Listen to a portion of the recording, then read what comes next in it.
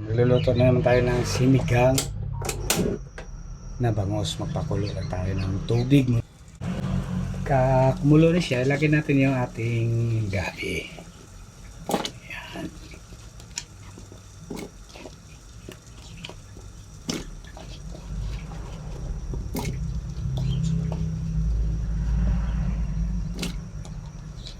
Medyo matagal kasi maluto yung gabi natin. Kaya gabi ang inuna natin. Lagyan na rin natin yung luya natin para pamatanggalan sana ng ating isda. Ayan.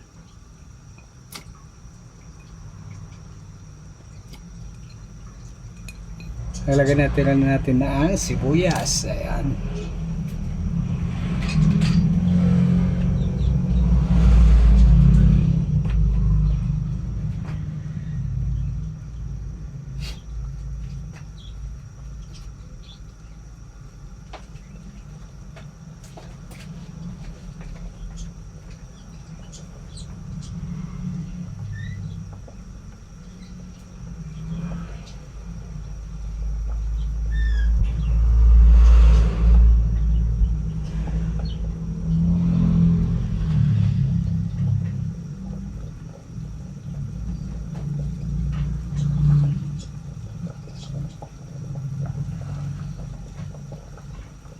Kung malambot na ang ating gabi, ayan.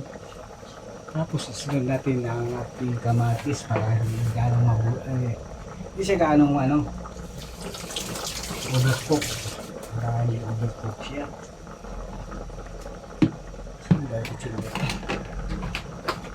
Yung sili natin.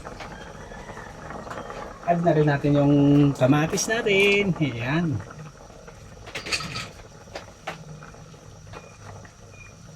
Para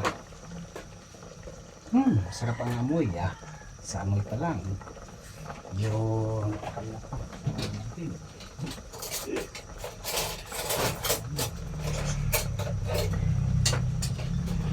ito ang luto ni Lakwatsero Mangyan Pachamba. Ayan.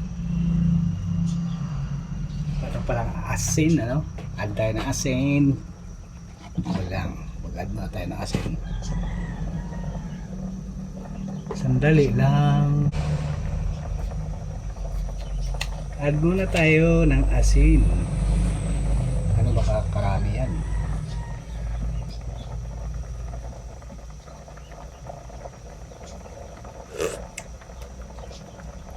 Mukhang maalat Okay lang yan. Okay lang yan. Wala pang isda Pero sarap ng amoy na.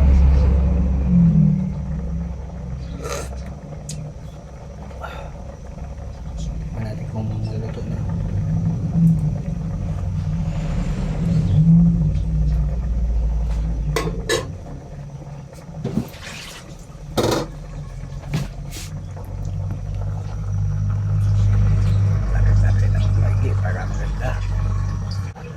Lagyan na natin yung 2 pirasong isda kasi dalawa lang naman tayo kukain ito. Wala mang kain ng bangus talaga na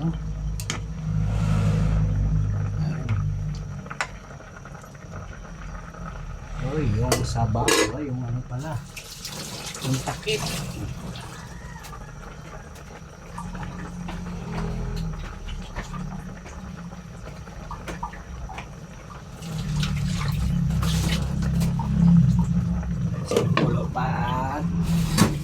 Okay na yan.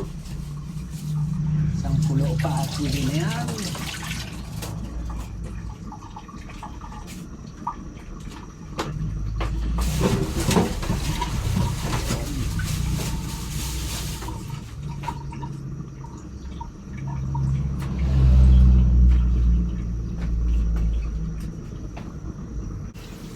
Lagyan na yung kangkong natin.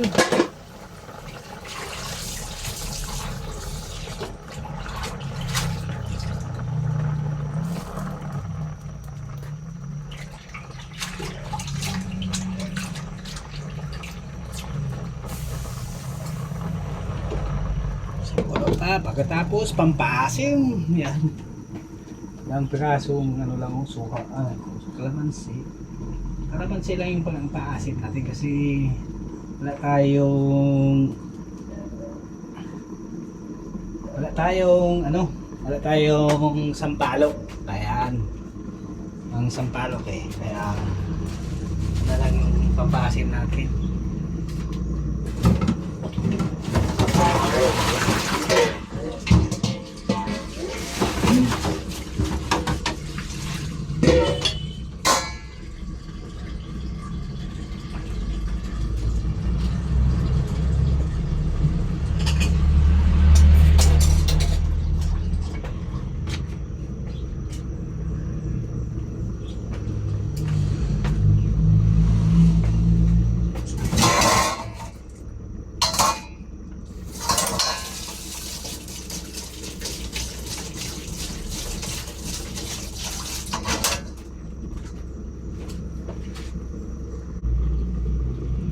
Ay, na-add na natin yung sampalok na, yung kalamansi natin. Tikman na natin.